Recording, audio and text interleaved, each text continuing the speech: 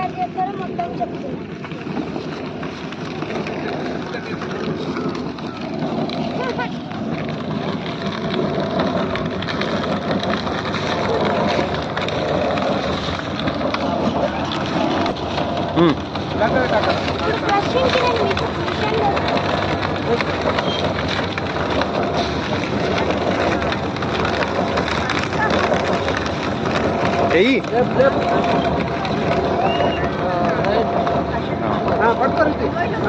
ఇప్పుడు చెప్పు ఇక్కడ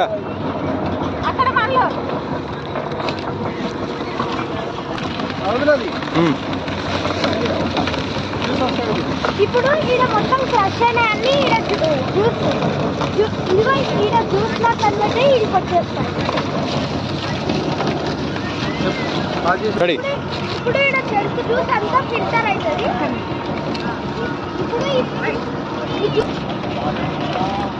ఇప్పుడు ఆడి నుంచి ఈడికి చెరుకు జ్యూస్ వస్తుంది. ఇప్పుడు ఈడ మొత్తం చెరుకు జ్యూస్ ఫిల్టర్ అయ్యి ఈ పంపు నుంచి అటు సైడ్ వెళ్తాయి.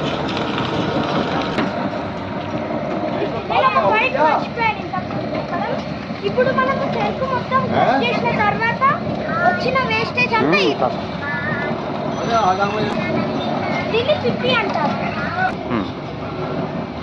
ఇప్పుడు మీరు అటు సైడ్ మొత్తం చూస్తుంది మొత్తం పిప్పి. ఇప్పుడు దాన్ని దీని నుంచి అటు సైడ్ తీసుకెళ్ళి ఆరబెడతారు. ఇప్పుడు ఆరబెట్టిన తర్వాత వాళ్ళు మళ్ళీ ఇటు సైడ్ తీసుకొచ్చి ఇటు సైడ్ కొంచెం ఫైర్ ఉంటుంది.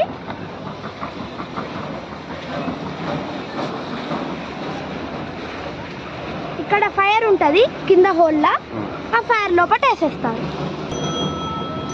ఇప్పుడు మనం మళ్ళీ బెల్లం ప్రాసెస్కి వెళ్దాం. నేను మీకు ఫస్ట్లో ఒకటి చెప్పాను, ఆడ చెరుకు జ్యూస్ మొత్తం పంప్ అయ్యి ఇడికి వస్తుందని చెప్పాను కదా, అది ఈ పైప్ లైన్ నుంచి మొత్తం ఇట్లా వస్తుంది. ఇప్పుడు ఈడ కూడా ఏమన్నా వేస్టేజ్ అట్లా ఉందనుకో, ఈడ కూడా కొంచెం ఫిల్టరేషన్ చేస్తారు.